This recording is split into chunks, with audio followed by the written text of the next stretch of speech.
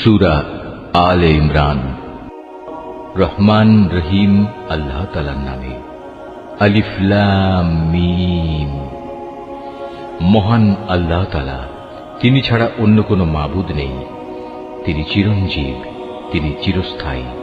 তিনি সত্য দিন সহকারে তোমার উপর এই কিতাব নাজিল করেছেন, যা তোমার আগে নাজিল করা যাবতীয় কিতাবের সত্যতা স্বীকার করে, এবং তিনি তাওরাত ও ইনজিল নাজিল করেছেন মানব জাতিকে সঠিক পথ প্রদর্শনের জন্য। ইতিপূর্বে আল্লাহ তাআলা আরো কিতাব নাজিল করেছেন। তিনি হক ও বাতিলের মধ্যে ফয়সালা করার মানদণ্ড হিসেবে কোরআন অবতীর্ণ করেছেন।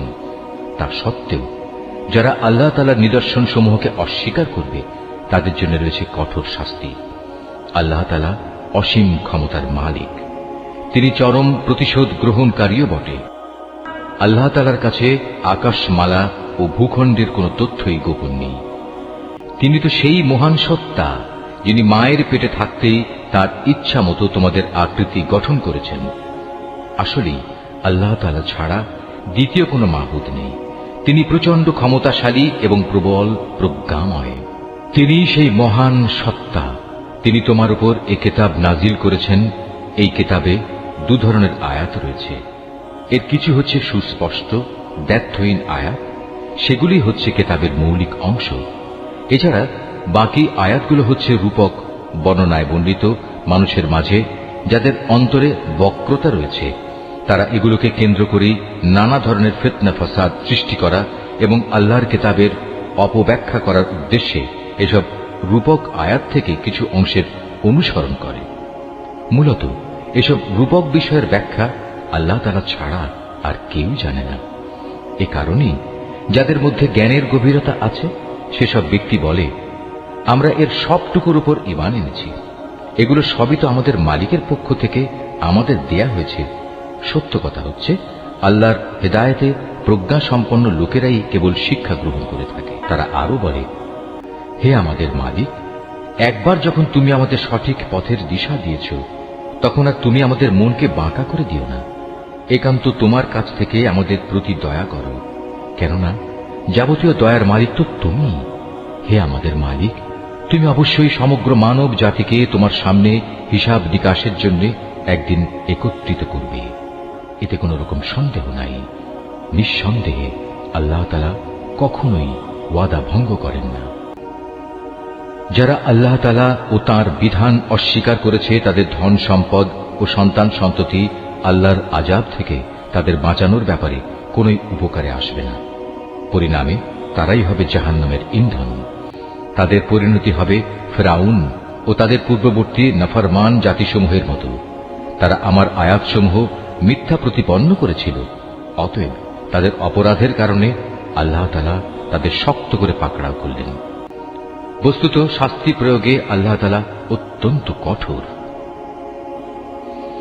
হে নবী, যারা আল্লাহকে অস্বীকার করে, সেসব বিদ্রোহী কাফেরদের তুমি বলে দাও, অচিরেই তোমরা এ দুনিয়ায় লাঞ্ছিত পরাজিত হবে এবং পরকালে তোমাদের জাহান্নামের আগুনের কাছে জড়ো করা হবে।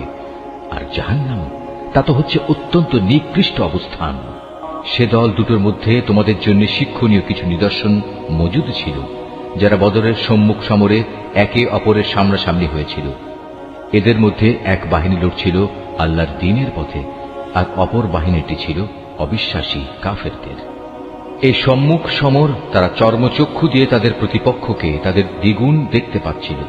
তারপরেও আল্লাহ তাআলা যাকে চান তাকে সাহায্য ও বিজয় দান করেন। এসব ঘটনার মাঝে সেসব লোকের জন্য অনেক কিছু শেখার আছে, যারা অন্তর্দৃষ্টি সম্পন্ন।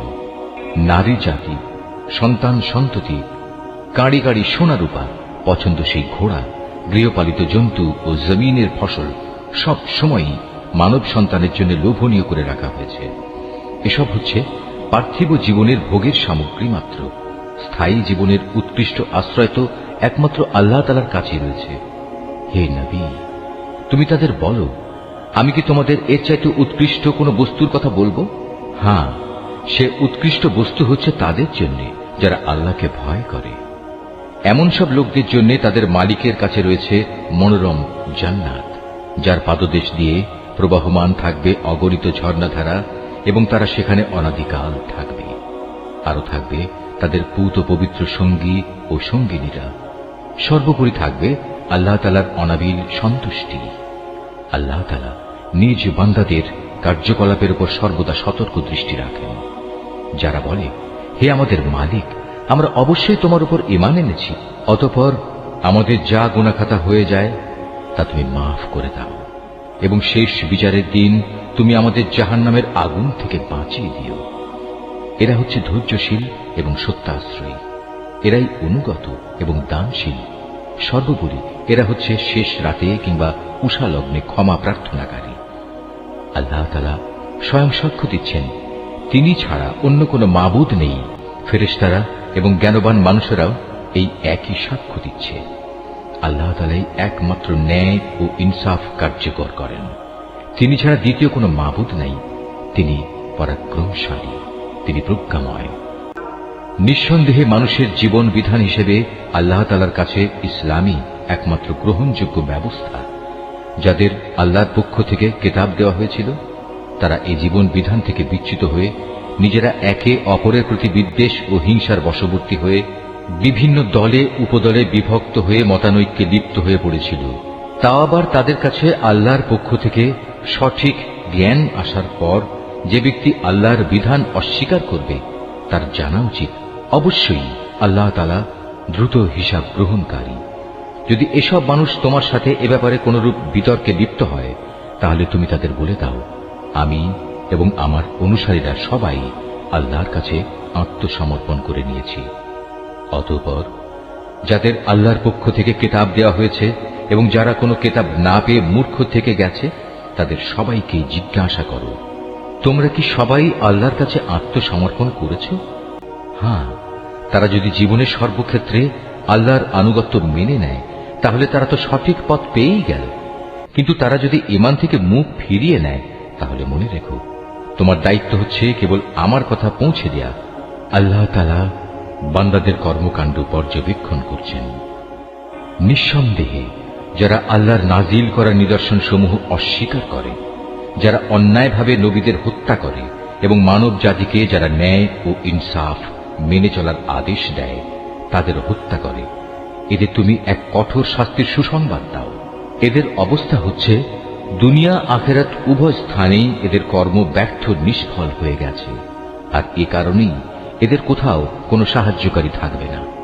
হে নবী, তুমি তাদের সম্পর্কে চিন্তা করে দেখেছ কি, যাদের আমার কিতাবের কিছু অংশ দেয়া হয়েছিল, অতঃপর তাদের যখন আল্লাহর কিতাবের সে অংশের দিকে ডাকা হলো যা তাদের মধ্যকার অমীমাংসিত বিষয়সমূহের মীমাংসা করে দেবে, তখন তাদের একদল লোক এ হেদায়েত থেকে মুখ ফিরিয়ে নিল। মূলত এরাই হচ্ছে সেসব লোক যারা আল্লাহর ফয়সালা থেকে পরান্মুখ থাকে। এটা এ কারণে যে এ নির্বোধ লোকেরা বলে, দোজখের আগুন আমাদের শরীর কখনো স্পর্শ করবে না, আর যদি একান্ত করেও তা হবে হাতে গোনা কয়েকটি দিনের ব্যাপার মাত্র। মূলত তাদের নিজেদের ধর্ম বিশ্বাসের মাঝে নিজেদের মন গড়া ধারণাই তাদের প্রতারিত করে রেখেছে। অতঃপর সেদিন অবস্থান কেমন হবে, যেদিন আমি সমগ্র মানব সন্তানকে একত্রিত করব, যেদিন সম্পর্কে কোনো দ্বিধা সন্দেহের অবকাশ নেই। সেদিন প্রত্যেক মানব সন্তানকেই তার নিজস্ব অর্জিত বিনিময়ে পুরোপুরি দিয়ে দেয়া হবে, এবং সেদিন কার উপর বিন্দুমাত্র জুলুম করা হবে না। হে নবী, তুমি বলো, হে রাজাধিরাজ মহান আল্লাহ, তুমি যাকে ইচ্ছা তাকে সাম্রাজ্য দান করো, আবার যার কাছ থেকে চাও তা কেড়েও নিয়ে যাও। যাকে ইচ্ছা তুমি সম্মানিত করো, যাকে ইচ্ছা তুমি অপমানিত করো। সব রকমের কল্যাণ তো তোমার হাতেই নিবদ্ধ। নিশ্চয়ই তুমি সবকিছুর উপর একক ক্ষমতাবান। তুমি রাতকে দিনের মাঝে শামিল করো, আবার দিনকে রাতের ভেতর শামিল করো। প্রাণহীন বস্তু থেকে তুমি যেমন প্রাণের আবির্ভাব ঘটাও, আবার প্রাণহীন অসাড় বস্তু বের করে আনো প্রাণ সর্বস্ব জীব থেকে, এবং যাকে ইচ্ছা তুমি বিনা হিসেবে রিজিক দান করো। ইমানদার ব্যক্তিরা কখনো ইমানদারদের বদলে অবিশ্বাসী কাফেরদের নিজেদের বন্ধু বানাবে না। যদি তোমাদের কেউ তা করে, তবে আল্লাহর সাথে তার কোনো সম্পর্কই থাকবে না। হ্যাঁ, তাদের কাছ থেকে কোনো আশঙ্কা থাকলে তোমরা নিজেদের বাঁচাতে গেলে ভিন্ন কথা। আল্লাহ তাআলা তো বরং তার নিজের ব্যাপারেই তোমাদের ভয় দেখাচ্ছেন বেশি, কারণ তোমাদের আল্লাহর কাছেই ফিরে যেতে হবে। হে নবী, তুমি বলো, তোমরা তোমাদের মনের ভেতর কিছু গোপন করে রাখো কিংবা তা সবার সামনে প্রকাশ করে দাও, তা আল্লাহ তাআলা ভালোভাবে অবগত হন। আসমান, জমিন ও এর আভ্যন্তরীণ সবকিছু তিনি জানেন। সর্বোপরি আল্লাহ তাআলা সৃষ্টি লোকের সবকিছুর উপর ক্ষমতাবান। তিনি সকল শক্তির আধার। যেদিন প্রত্যেকেই তার ভালো কাজ সামনে হাজির দেখতে পাবে, যে ব্যক্তির কৃতকর্ম খারাপ থাকবে সে সেদিন কামনা করতে থাকবে যে তার মধ্যে এবং বিচারের এই দিনটির মাঝে যদি দুস্তর একটা তফাৎ থাকত। আল্লাহ তাআলা তো তোমাদের তার ক্ষমতা ও শাস্তি থেকে ভয় দেখাচ্ছেন, কারণ আল্লাহ তাআলা তার বান্দাদের সাথে অত্যন্ত অনুগ্রহশীল। হে নবী, তুমি বলো, তোমরা যদি আল্লাহ তাআলাকে ভালোবাসো তাহলে আমার কথা মেনে চলো, তাহলে আল্লাহ তাআলাও তোমাদের ভালোবাসবেন এবং তিনি তোমাদের গুনাহ খাতা মাফ করে দেবেন। আল্লাহ তাআলা অত্যন্ত ক্ষমাশীল ও দয়াবান। তুমি আরো বলো, তোমরা আল্লাহ তাআলা ও তার রাসূলের কথা মেনে চলো। এই আহ্বান সত্ত্বেও তারা যদি এ থেকে মুখ ফিরিয়ে নেয়, তুমি জেনে রেখো আল্লাহ তাআলা কখনো কাফেরদের পছন্দ করেন না। অবশ্যই আল্লাহ তাআলা আদম, নূহ এবং ইব্রাহিমের বংশধর ও ইমরানের বংশধরদের সৃষ্টিগুলির উপর নেতৃত্ব করার জন্য বাছাই করে নিয়েছেন। নেতৃত্বে সমাসীন এদের সন্তানরা বংশানুক্রমে পরস্পর পরস্পরের বংশধর। আল্লাহ তাআলা সবার কথাবার্তা শুনতে পান এবং সব কথা তিনি জানেন। স্মরণ করো, যখন ইমরানের স্ত্রী বলল, হে আমার মালিক, আমার গর্ভে যে সন্তান আছে তাকে আমি স্বাধীনভাবে তোমার দ্বীনের কাজ করার জন্য উৎসর্গ করলাম। তুমি আমার পক্ষ থেকে এ সন্তানটিকে কবুল করে নাও। অবশ্যই তুমি সব কথা শোনো এবং সব বিষয় জানো। অতঃপর একসময় যখন ইমরানের স্ত্রী সেই সন্তান জন্ম দিল, তখন সে বলল, হে আমার মালিক, এ কি? আমি তো দেখছি একটি মেয়ে সন্তান জন্ম দিয়েছি। একটা মেয়েকে কিভাবে আমি তোমার পথে উৎসর্গ করব? আল্লাহ তাআলা তো ভালোভাবেই জানতেন ইমরানের স্ত্রী কোন ধরনের শিশু জন্ম দিয়েছে। আসলে আল্লাহ তাআলার কোন কোন কাজের জন্য ছেলে কিন্তু কখনো মেয়ের মতো হবে না। ইমরানের স্ত্রী বলল, আমি এই শিশুর নাম রাখলাম মারিয়াম, এবং আমি এই শিশু ও তার অনাগত সন্তানকে অভিশপ্ত শয়তানের অনিষ্ট থেকে রক্ষার জন্য তোমার কাছে আশ্রয় চাই। আল্লাহ তাআলা ইমরানের স্ত্রীর দোয়া কবুল করলেন এবং এই মেয়েটিকে অত্যন্ত আগ্রহ ভরে গ্রহণ করে নিলেন এবং ধীরে ধীরে এই মেয়েটিকে তিনি ভালোভাবে গড়ে তুললেন। আর সেজন্যই আল্লাহ তাআলা তাকে জাকারিয়ার তত্ত্বাবধানে রেখে দিলেন। বড় হবার পর যখনই জাকারিয়া তার কাছে তার নিজস্ব ইবাদতের কক্ষে যেত, তখনই দেখতে পেত সেখানে কিছু খাবার মজুদ রয়েছে। খাবার দেখে জাকারিয়া জিজ্ঞেস করত, হে মারিয়াম, এসব খাবার তোমার কাছে কোত্থেকে আসে? মারিয়াম জবাব দিত, এসব আসে আমার মালিক আল্লাহর কাছ থেকে। আর অবশ্যই আল্লাহ তাআলা যাকে চান তাকে বিনা হিসেবে রিজিক দান করেন। সেখানে দাঁড়িয়েই জাকারিয়া তার মালিকের কাছে দোয়া করল, হে আমার মালিক, তুমি তোমার কাছ থেকে আমাকে তোমার অনুগ্রহের প্রতীক হিসেবে একটি নেক সন্তান দান করো। নিশ্চয়ই তুমি মানুষের ডাক শোনো। ফেরেশতারা তাকে ডাক দিল এমন এক সময়ে যখন সে ইবাদতের কক্ষে নামাজ আদায় করছিল। ফেরেশতারা বলল, হে জাকারিয়া, আল্লাহ তাআলা তোমার ডাক শুনেছেন। অবশ্যই আল্লাহ তাআলা তোমাকে ইয়াহিয়ার জন্ম সম্পর্কে সুসংবাদ দিচ্ছেন। তোমার সে সন্তান আল্লাহর পক্ষ থেকে তার বাণীর সত্যায়ন করবে। সে হবে সমাজের নেতা, সে হবে সচ্চরিত্রবান, সে হবে নবী, সর্বোপরি সে হবে সৎ কর্মশীল ব্যক্তিদের একজন। এ কথা শুনে জাকারিয়া বলল, হে আমার মালিক, আমার ঘরে ছেলে হবে কিভাবে?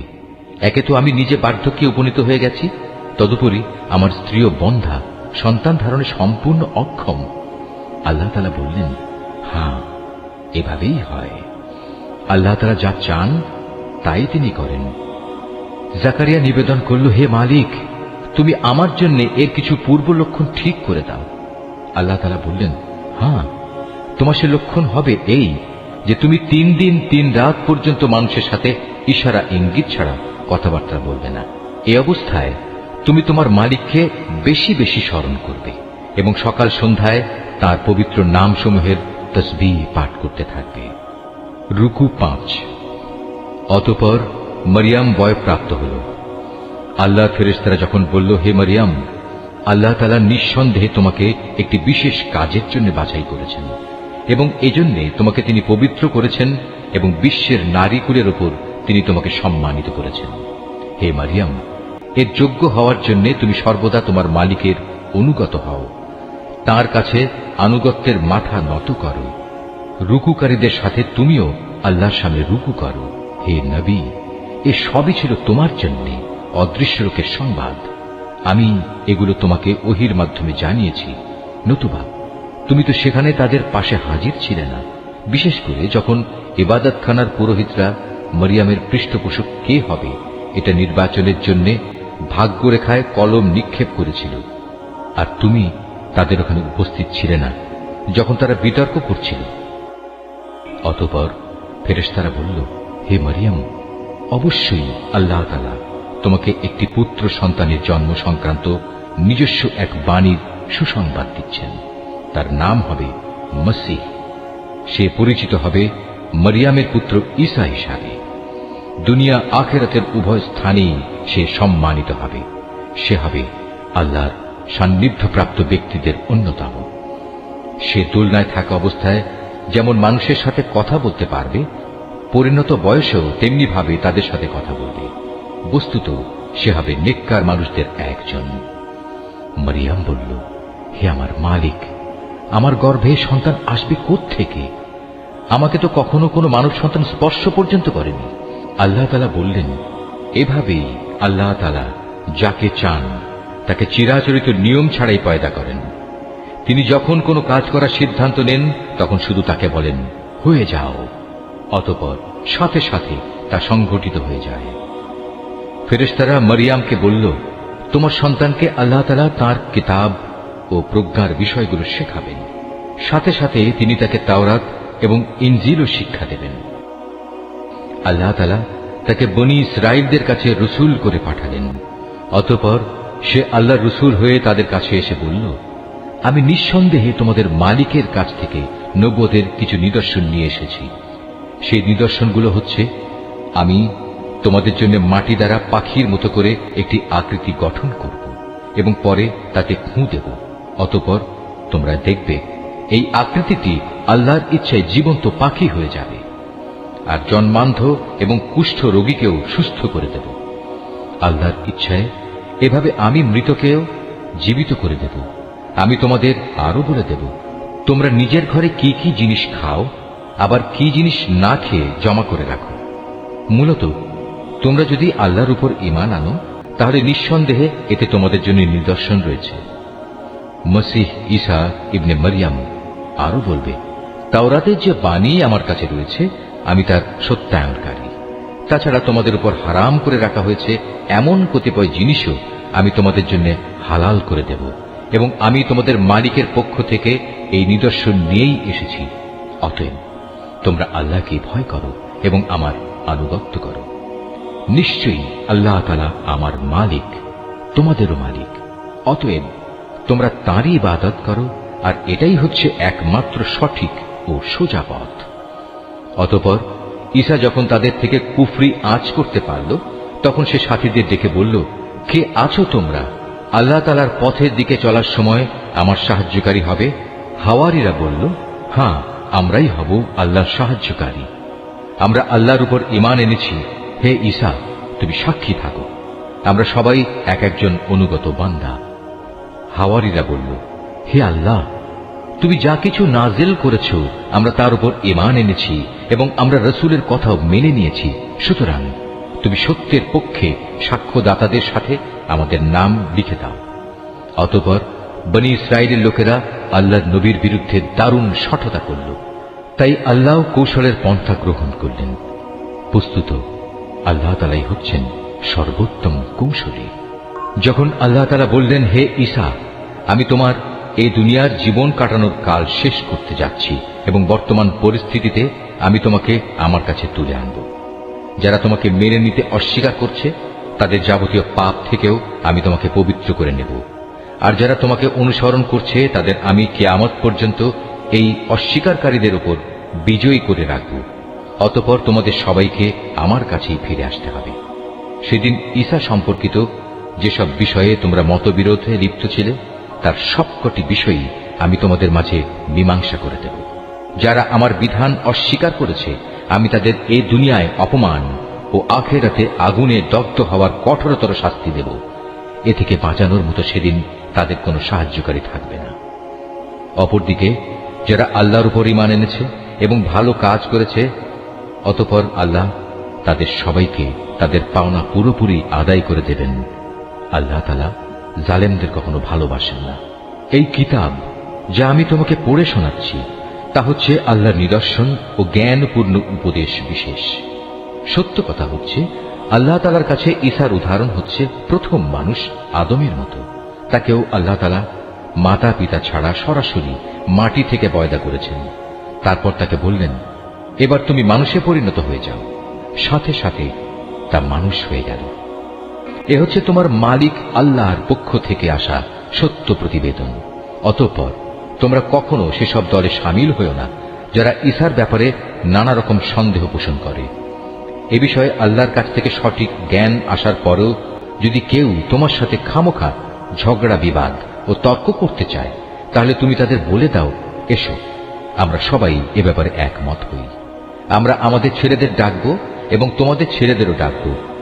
একইভাবে আমরা ডাকব আমাদের নারীদের এবং তোমাদের নারীদেরও। সাথে সাথে আমরা আমাদের নিজেদের এবং তোমাদেরও একসাথে জড়ো হওয়ার জন্য ডাক দেব। অতঃপর সবাই এক জায়গায় জড়ো হলে আমরা বিনীতভাবে আবেদন করব, আমাদের মধ্যে যে মিথ্যাবাদী তার উপর আল্লাহর অভিশাপ বর্ষিত হোক। এ হচ্ছে সঠিক ও নির্ভুল ঘটনা। আল্লাহ তাআলা ছাড়া দ্বিতীয় কোনো মাবুদ নাই। নিঃসন্দেহে আল্লাহ তাআলা পরম শক্তিশালী ও প্রজ্ঞাময়। অতঃপর তারা যদি এ চ্যালেঞ্জ থেকে মুখ ফিরিয়ে নেয় তাহলে তারা যেন জেনে রাখে আল্লাহ তাআলা কলহ সৃষ্টিকারীদের ভালো করেই জানেন। হে নবী, তুমি বলো, হে কিতাবধারীরা, এসো আমরা উভয় একমত হই এমন এক কথায় যা আমাদের কাছে এক ও অভিন্ন, এবং সে কথাটি হচ্ছে আমরা উভয়ই আল্লাহ তাআলা ছাড়া অন্য কারো ইবাদত করব না এবং তার সাথে অন্য কিছুকে অংশীদার বানাব না। সর্বোপরি এক আল্লাহ তাআলা ছাড়া আমরা আমাদের মাঝেও একে অপরকে প্রভু বলে মেনে নেব না। অতঃপর তারা যদি এ থেকে মুখ ফিরিয়ে নেয় তাহলে তাদের তুমি বলে দাও, তোমরা সাক্ষী থেকো, আমরা আল্লাহর সামনে আনুগত্যের মাথা নত করে দিয়েছি। তুমি আরো বলো, হে কিতাবধারীরা, তোমরা ইব্রাহিম সম্পর্কে আমাদের সাথে অযথা কেন তর্ক করো, অথচ তোমরা জানো তাওরাত ও ইনজিল তার অনেক পরে নাজিল করা হয়েছে। তোমরা কি একথা বুঝতে পারছ না? হ্যাঁ, এর কয়েকটি বিষয়ে তোমাদের হয়তো কিছু কিছু জানাশোনা ছিল এবং সে বিষয়ে তো তোমরা তর্ক বিতর্কও করলে, কিন্তু যেসব বিষয়ে তোমাদের কোনো জ্ঞানই নেই সেসব বিষয়ে তোমরা বিতর্কে লিপ্ত হচ্ছ কেন? আল্লাহ তাআলা তো সবকিছু জানেন, তোমরা কিছুই জানো না। সঠিক ঘটনা হচ্ছে ইব্রাহিম না ছিল ইহুদি না ছিল খ্রিস্টান, বরং সে ছিল একজন একনিষ্ঠ মুসলিম। সে কখনো মুশরিকদের দলভুক্ত ছিল না। মানুষদের ভেতর ইব্রাহিমের সাথে ঘনিষ্ঠতম সম্পর্কের বেশি অধিকার তো আছে সেসব লোকের যারা তার অনুসরণ করেছে। এই নবী ও তার উপর ঈমান আনয়নকারী হচ্ছে ইব্রাহিমের ঘনিষ্ঠতম ব্যক্তি। মূলত আল্লাহ তাআলা একমাত্র তাদেরই সাহায্যকারী পৃষ্ঠপোষক যারা তার উপর ঈমান আনে। এই কিতাবধারীদের একটি দল বিভ্রান্তি সৃষ্টি করে তোমাদের কোনো না কোনোভাবে পথভ্রষ্ট করে দিতে চায়, যদিও তাদের এ বোধটুকু নেই যে তাদের এসব কর্মপন্থা তাদের নিজেদের ছাড়া অন্য কোনো ব্যক্তিকেই পথভ্রষ্ট করতে পারবে না। হে কিতাবধারীরা, তোমরা জেনে বুঝে কেন আল্লাহর আয়াত ও তাঁর বিধান অস্বীকার করছ, অথচ এই ঘটনাসমূহের সত্যতার সাক্ষ্য তো তোমরা নিজেরাই বহন করছ। হে কিতাবধারীরা, কেন তোমরা হককে বাতিলের সাথে মিশিয়ে দিচ্ছ? এতে করে তোমরা তো সত্যকেই গোপন করে দিচ্ছ, অথচ এটা যে সত্যের একান্ত পরিপন্থী তা তোমরা ভালো করেই জানো।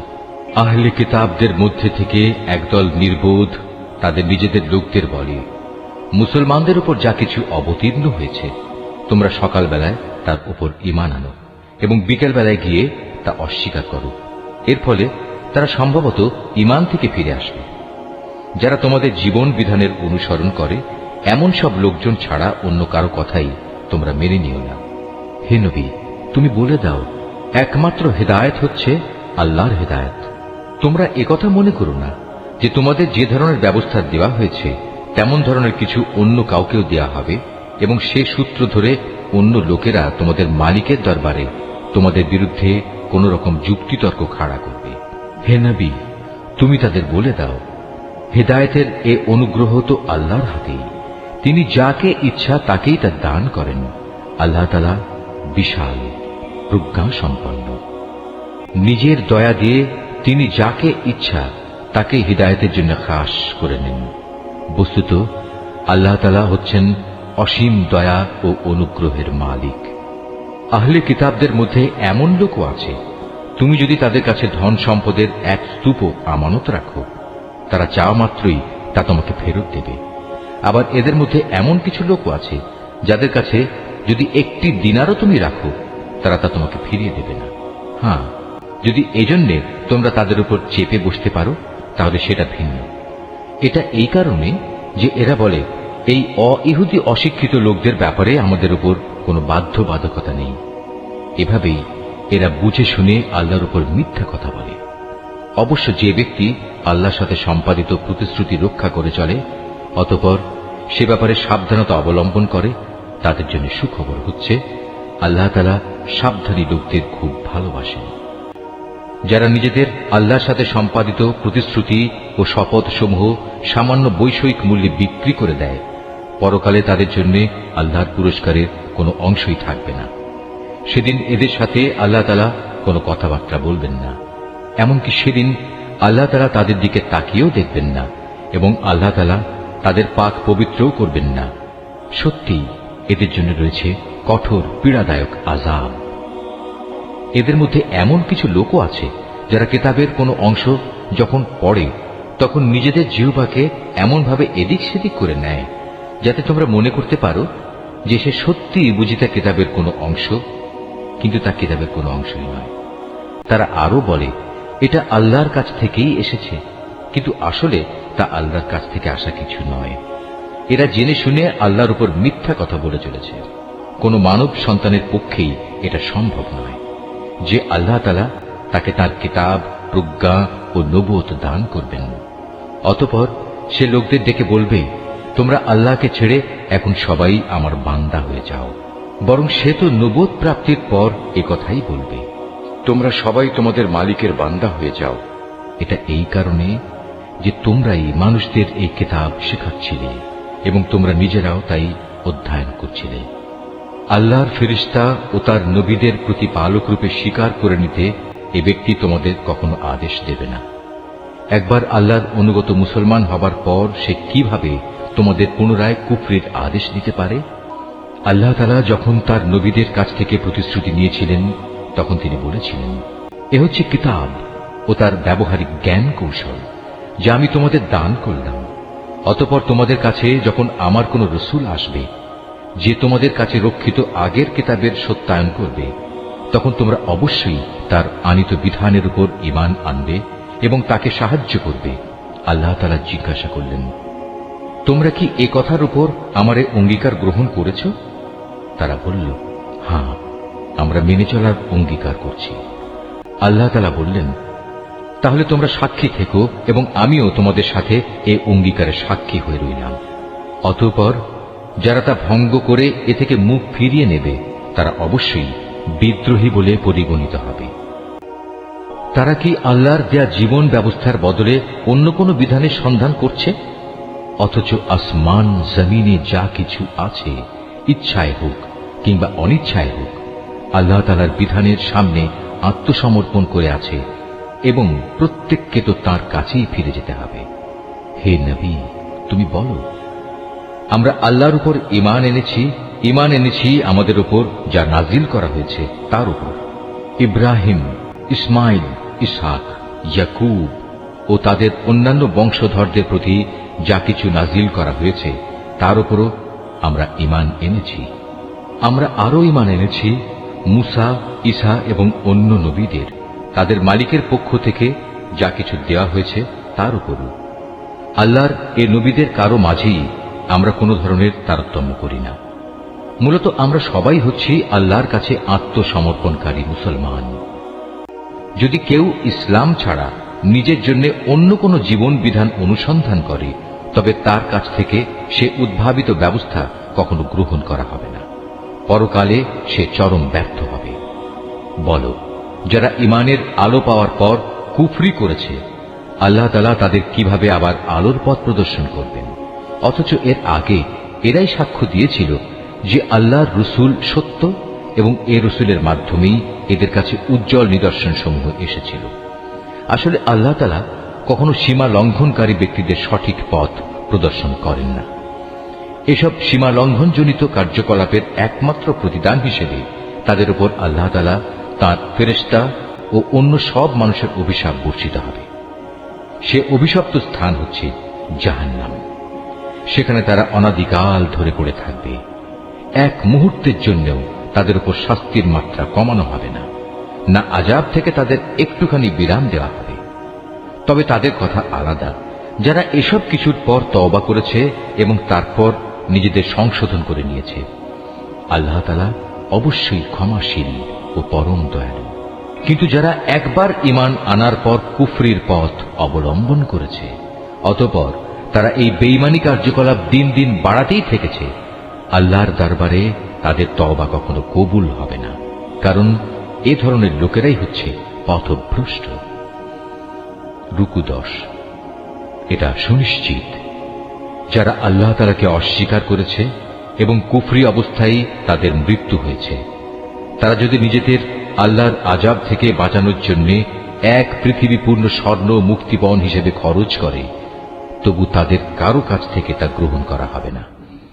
বস্তুত এরাই হচ্ছে সেসব হতভাগ্য ব্যক্তি যাদের জন্য রয়েছে মর্মন্তুদ আযাব, আর সেদিন তাদের কোনো সাহায্যকারীও থাকবে না। তোমরা কখনো যথার্থ নেকি অর্জন করতে পারবে না যতক্ষণ না তোমরা তোমাদের ভালোবাসার জিনিস আল্লাহর পথে ব্যয় করবে। মূলত তোমরা যা কিছুই ব্যয় করো, আল্লাহ তাআলা তা জানেন। আজ তোমাদের জন্য যেসব খাবার হালাল করা হয়েছে তা একসময় বনী ইসরায়েলদের জন্য হালাল ছিল, অবশ্য এমন দু একটা জিনিস বাদে যা তাওরাত নাজিল হওয়ার আগেই ইসরায়েল তার নিজের উপর হারাম করে রেখেছিল। তুমি বলো, সন্দেহ থাকলে যাও, তোমরা গিয়ে তাওরাত নিয়ে এসো এবং তা পড়ে শোনাও, যদি তোমরা তোমাদের দাবির ব্যাপারে সত্যবাদী হও। যারা এর পরেও আল্লাহর উপর মিথ্যা আরোপ করে, নিঃসন্দেহে তারা বড় জালেম।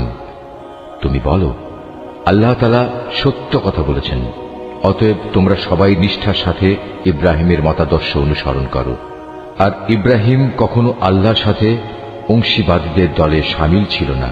নিশ্চয়ই গোটা মানব জাতির জন্য সর্বপ্রথম যে ঘরটি বানিয়ে রাখা হয়েছিল তা ছিল বাক্কায় তথা মক্কা নগরীতে। এ ঘরকে কল্যাণ, মঙ্গলময় এবং মানবকুলের দিশারি হিসেবেই বানানো হয়েছিল। এখানে রয়েছে আল্লাহ তাআলার সুস্পষ্ট নিদর্শন সমূহ। আরো রয়েছে সেই স্থান যেখানে ইব্রাহিম দাঁড়িয়েছিল। এই ঘরের বিশেষ মর্যাদা হচ্ছে, যে এখানে প্রবেশ করবে সে দুনিয়া আখিরাত উভয় স্থানেই নিরাপদ হয়ে যাবে। দ্বিতীয় মর্যাদা হচ্ছে, মানব জাতির উপর আল্লাহর জন্য এই দায়িত্ব দেওয়া হয়েছে যে যে ব্যক্তিরই এ ঘর পর্যন্ত পৌঁছার সামর্থ্য থাকবে সে যেন এই ঘরের হজ আদায় করে। আর যদি কেউ এ বিধান অস্বীকার করে, তার জেনে রাখা উচিত আল্লাহ তাআলা সৃষ্টিকুলের মোটেই মুখাপেক্ষী নন। হে নবী, তুমি বলো, হে আহলে কিতাবরা, তোমরা কেন জেনে বুঝে আল্লাহর আয়াত অস্বীকার করো, অথচ আল্লাহ তাআলাই তোমাদের যাবতীয় কাজের সাক্ষী। তুমি আরো বলো, হে আহলে কিতাবরা, তোমরা কেন তাদের আল্লাহর পথ থেকে ফেরাতে চেষ্টা করছো যারা ঈমান এনেছে, এবং এভাবেই তোমরা আল্লাহর পথকে বাঁকা করতে চাও, অথচ এই লোকদের সত্যপন্থী হবার ব্যাপারে তোমরাই তো সাক্ষী। আল্লাহ তাআলা তোমাদের এই সব বিদ্রোহমূলক আচরণ সম্পর্কে মোটেই উদাসীন নন। হে মানুষ, তোমরা যারা ঈমান এনেছ, তোমরা যদি এই আহলে কিতাবদের কোনো একটি দলের কথা মেনে চলো, তাহলে মনে রেখো এরা ঈমান আনার পরেও ধীরে ধীরে তোমাদের কাফের বানিয়ে দেবে। আর তোমরা কিভাবে কুফরি করবে যখন তোমাদের সামনে বারবার আল্লাহর আয়াতসমূহ তেলাওয়াত করা হচ্ছে? তাছাড়া এই আয়াতের বাহক স্বয়ং আল্লাহর রসূল যখন তোমাদের মাঝে মজুদ রয়েছে। যে ব্যক্তি আল্লাহ ও তার বিধানকে শক্ত করে আঁকড়ে ধরবে সে অবশ্যই সোজা পথে পরিচালিত হবে। হে মানুষ, তোমরা যারা ঈমান এনেছ আল্লাহকে ভয় করো, ঠিক যতটুকু ভয় তাকে করা উচিত। আল্লাহর কাছে সম্পূর্ণ আত্মসমর্পণকারী না হয়ে তোমরা কখনো মৃত্যুবরণ করো না। তোমরা সবাই মিলে আল্লাহর রশিকে শক্ত করে আঁকড়ে ধরো এবং কখনো পরস্পর বিচ্ছিন্ন হও না। তোমরা তোমাদের উপর আল্লাহর সেই নিয়ামতের কথা স্মরণ করো যখন তোমরা একে অপরের দুশমন ছিলে। অতঃপর আল্লাহ তাআলা তার দ্বীনের বন্ধন দিয়ে তোমাদের একের জন্য অপরের মনে ভালোবাসার সঞ্চার করে দিলেন। অতঃপর যুগ যুগান্তরের শত্রুতা ভুলে তোমরা আল্লাহর অনুগ্রহে একে অপরের ভাই হয়ে গেলে, অথচ তোমরা ছিলে হানাহানির অগ্নিকুণ্ডের প্রান্ত সীমায়। অতঃপর সেখান থেকে আল্লাহ তাআলা তার রহমত দিয়ে তোমাদের উদ্ধার করলেন। আল্লাহ তাআলা এভাবেই তার নিদর্শনসমূহ তোমাদের কাছে স্পষ্ট করে বর্ণনা করেন, যাতে করে তোমরা সঠিক পথের সন্ধান পেতে পারো। তোমাদের মধ্য থেকে এমন একটি দল থাকা উচিত যারা মানুষকে কল্যাণের দিকে ডাকবে, সত্য ও ন্যায়ের আদেশ দেবে, আর অসত্য ও অন্যায় কাজ থেকে তাদের বিরত রাখবে। অতঃপর যারা এই দলে সামিল হবে সত্যিকার অর্থে তারাই সাফল্যমণ্ডিত হবে। তোমরা কখনো তাদের মতো হয়ো না যাদের কাছে আল্লাহর পক্ষ থেকে সুস্পষ্ট নিদর্শন আসার পরেও তারা বিভিন্ন দলে উপদলে বিভক্ত হয়ে পড়েছে এবং নিজেদের মধ্যে নানা ধরনের মতানৈক্য সৃষ্টি করেছে। তাদের জন্য কঠোর শাস্তি রয়েছে। সে কিয়ামতের দিন নিজেদের নেক আমল দেখে কিছু সংখ্যক চেহারা শুভ্র সমুজ্জ্বল হয়ে যাবে, আবার কিছু সংখ্যক মানুষের চেহারা ব্যর্থতার নথিপত্র দেখার পর কালো ও বিশ্রী হয়ে পড়বে। সুতরাং যাদের মুখ সেদিন কালো হয়ে যাবে, জাহান্নামের প্রহরীরা তাদের জিজ্ঞেস করবে, ঈমানের নিয়ামত পাওয়ার পরও কি তোমরা কুফরির পথ অবলম্বন করেছিলে? অতঃপর তোমরা নিজেদের কুফরির প্রতিফল হিসেবে এই আযাব উপভোগ করতে থাকো। আর যাদের চেহারা আলোকোজ্জ্বল হবে তারা সেদিন আল্লাহ তাআলার অফুরন্ত দয়ার আশ্রয়ে থাকবে, তারা সেখানে থাকবে চিরদিন। এর সবকিছুই হচ্ছে আল্লাহর নিদর্শন। যথাযথভাবে আমি সেগুলো তোমাকে পড়ে শোনাচ্ছি, কেননা আল্লাহ তাআলা তার আয়াতসমূহ গোপন রেখে এবং পরে সেজন্য শাস্তির বিধান করে সৃষ্টিকুলের উপর কোনো জুলুম করতে চান না। মূলত আসমানসমূহ ও জমিনে যা কিছু আছে সবই আল্লাহর জন্য। সবকিছুকে একদিন আল্লাহর দিকে ফিরিয়ে দেয়া হবে। তোমরাই হচ্ছে দুনিয়ার সর্বোত্তম জাতি। সমগ্র মানব জাতির কল্যাণের জন্যই তোমাদের উত্থান। তোমাদের দায়িত্ব হচ্ছে তোমরা দুনিয়ার মানুষদের সৎ কাজের আদেশ দেবে এবং অসৎ কাজ থেকে বিরত রাখবে। আর তোমরা নিজেরাও আল্লাহর উপর পুরোপুরি ঈমান আনবে। আহলে কিতাবরা যদি সত্যি সত্যি ঈমান আনত তাহলে এটা তাদের জন্য কতই না ভালো হতো। তাদের মধ্যে কিছু কিছু ঈমানদার ব্যক্তিও রয়েছে, তবে তাদের অধিকাংশই হচ্ছে সত্যত্যাগী লোক। সামান্য কিছু দুঃখ কষ্ট দেয়া ছাড়া তারা তোমাদের কখনো কোনো ক্ষতি করতে পারবে না। তারা যদি কোনো সময় তোমাদের সাথে সম্মুখ সমরে লিপ্ত হয় তাহলে তারা পৃষ্ঠ প্রদর্শন করবে, অতঃপর তাদের কোনো রকম সাহায্য করা হবে না। যেখানেই এদের পাওয়া যাবে সেখানেই এদের অপমানিত ও লাঞ্ছিত করে রাখা হবে। তবে আল্লাহ তাআলার নিজের প্রতিশ্রুতি ও মানুষের প্রতিশ্রুতির মাধ্যমে কিছুটা নিরাপত্তা পাওয়া গেলে সেটা ভিন্ন। এরা আল্লাহর ক্রোধ ও গজবের পাত্র হয়েছে। এদের উপর দারিদ্র ও লাঞ্ছনা চাপিয়ে দেওয়া হয়েছে। এর কারণ ছিল এরা আল্লাহ তাআলা ও তাঁর বিধানকে অস্বীকার করেছে। আল্লাহর নবীদের এরা অন্যায়ভাবে হত্যা করেছে। মূলত এ হচ্ছে তাদের বিদ্রোহ ও সীমা লঙ্ঘনের ফল। তারা আহলে কিতাবরা আবার সবাই একরকম নয়। তাদের মধ্যে এমন কিছু লোক আছে যারা সত্য ও ন্যায়ের উপর অবিচল হয়ে দাঁড়িয়ে আছে, যারা সারা রাত আল্লাহর কিতাব পাঠ করে এবং নামাজ পড়ে। তারা আল্লাহ তাআলা ও শেষ বিচার দিনের উপর ঈমান রাখে এবং মানুষদের তারা ন্যায় কাজের আদেশ দেয় ও অন্যায় কাজ থেকে নিষেধ করে। সৎ কাজে এরা প্রতিযোগিতা করে। এ ধরনের মানুষেরাই হচ্ছে মূলত নেক লোকদের অন্তর্ভুক্ত। তারা যা কিছু ভালো কাজ করবে প্রতিদান দেওয়ার সময় তা কখনো অস্বীকার করা হবে না, কারণ আল্লাহ তাআলা পরেজগার লোকদের ভালো করেই জানেন। একথা সুনিশ্চিত যারা আল্লাহ তাআলাকে অস্বীকার করে তাদের ধন সম্পদ সন্তান সন্ততি আল্লাহ তাআলার মোকাবেলায় তাদের কোনোই উপকারে আসবে না, বরং তারা হবে নিশ্চিত জাহান্নামের অধিবাসী। সেখানে অনন্তকাল তারা পড়ে থাকবে। এ ধরনের লোকেরা এ দুনিয়ার জীবনে যা খরচ করে তার উদাহরণ হচ্ছে যারা নিজেদের উপর অবিচার করেছে সেই দলের শস্য ক্ষেত্রের উপর দিয়ে প্রবাহমান হিম শীতল তীব্র বাতাসের মতো, যা তাদের শস্যক্ষেত্র বরবাদ করে দিয়ে গেল। মূলত আল্লাহ তাআলা তাদের উপর কোনোই অবিচার করেননি, বরং কুফরির পন্থা অবলম্বন করে এরা নিজেরাই নিজেদের উপর জুলুম করেছে। হে ঈমানদার ব্যক্তিরা, তোমরা কখনো নিজেদের দলভুক্ত লোকজন ছাড়া অন্য কাউকে নিজেদের অন্তরঙ্গ বন্ধু হিসেবে গ্রহণ করো না, কেননা এরা তোমাদের অনিষ্ট সাধনের কোনো পথেই অনুসরণ করতে দ্বিধা করবে না। তারা তো তোমাদের ক্ষতি ও ধ্বংসই কামনা করে। তাদের জঘন্য প্রতিহিংসা ও বিদ্বেষ তাদের মুখ থেকেই এখন প্রকাশ পেতে শুরু করেছে। অবশ্য তাদের অন্তরে লুকানো হিংসা ও বিদ্বেষ বাইরের অবস্থার চাইতেও মারাত্মক। আমি সব ধরনের নিদর্শনই তোমাদের সামনে খোলাখুলি বলে দিচ্ছি। তোমাদের যদি সত্যি জ্ঞান বুদ্ধি থাকে তাহলে তোমরা এ সম্পর্কে সতর্ক হতে পারবে। এরা হচ্ছে সেসব মানুষ যাদের তোমরা ভালোবাসো, কিন্তু তারা তোমাদের মোটেই ভালোবাসে না। তোমরা তো তোমাদের আগে আমার নাজেল করা সব কয়টি কিতাবের উপরও ঈমান আনো, আর তারা তো তোমাদের কিতাবকে বিশ্বাসই করে না। এ মুনাফিক লোকগুলো যখন তোমাদের সাথে সাক্ষাৎ করে তখন বলে, হ্যাঁ আমরা তোমাদের কিতাবকে মানি। আবার যখন এরা একান্তে নিজেদের লোকদের কাছে চলে যায় তখন নিজেদের ক্রোধের বশবর্তী হয়ে এরা তোমাদের সাফল্যের ওপর নিজেদের আঙুল কামড়াতে শুরু করে। তুমি তাদের বলো, যাও নিজেদের ক্রোধের আগুনে নিজেরাই পুড়ে মরো। অবশ্যই আল্লাহ তাআলা এ মুনাফিকদের মনের ভেতর লুকিয়ে থাকা যাবতীয় চক্রান্তমূলক বিষয় সম্পর্কে সম্যক অবগত আছেন। তাদের অবস্থা হচ্ছে তোমাদের কোনো কল্যাণ হলে তার কারণে তাদের খারাপ লাগে, আবার তোমাদের কোনো অকল্যাণ দেখলে তারা আনন্দে ফেটে পড়ে। এ প্রতিকূল অবস্থায় যদি তোমরা ধৈর্য ধারণ করতে পারো এবং নিজেরা সাবধান হয়ে চলতে পারো তাহলে তাদের চক্রান্ত ও ষড়যন্ত্র তোমাদের কিছুই ক্ষতি করতে পারবে না। তাদের যাবতীয় কর্মকাণ্ডই আল্লাহ তাআলা পরিবেষ্টন করে আছেন। হে নবী, স্মরণ করো যখন তুমি খুব ভোরবেলায় তোমার আপনজনের কাছ থেকে বিদায় নিয়ে মোমেনদের যুদ্ধের ঘাঁটিসমূহে মোতায়েন করছিলে, তখন তুমি জানতে আল্লাহ তাআলা সব কিছু শোনেন এবং তার বান্দাদের তিনি ভালো করেই জানেন। বিশেষ করে সেই নাজুক পরিস্থিতিতে যখন তোমাদের দুটো দল মনোবল হারিয়ে ফেলার উপক্রম করে ফেলেছিল, তখন আল্লাহ তাআলাই তাদের উভয় দলের সেই ভগ্ন মনোবল জোড়া লাগাবার কাজে অভিভাবক হিসেবে মজুদ ছিলেন।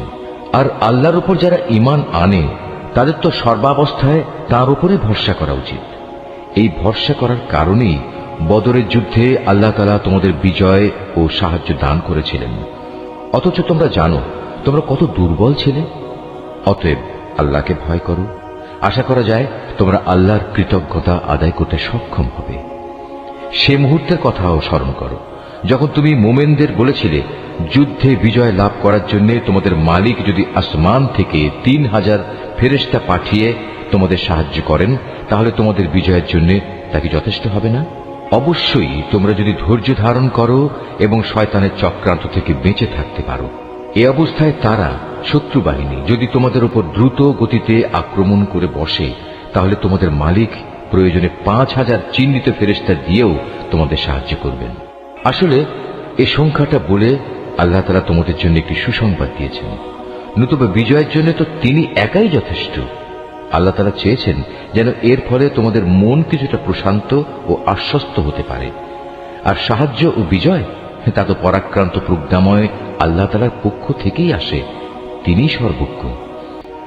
আল্লাহ তাআলা এর দ্বারা কাফেরদের এক দলকে নিশ্চিহ্ন করে দিতে চান, অথবা তাদের একাংশকে তিনি এর মাধ্যমে লাঞ্ছিত করে দিতে চান, যেন তারা ব্যর্থ হয়ে যুদ্ধের ময়দান থেকে ফিরে যায়।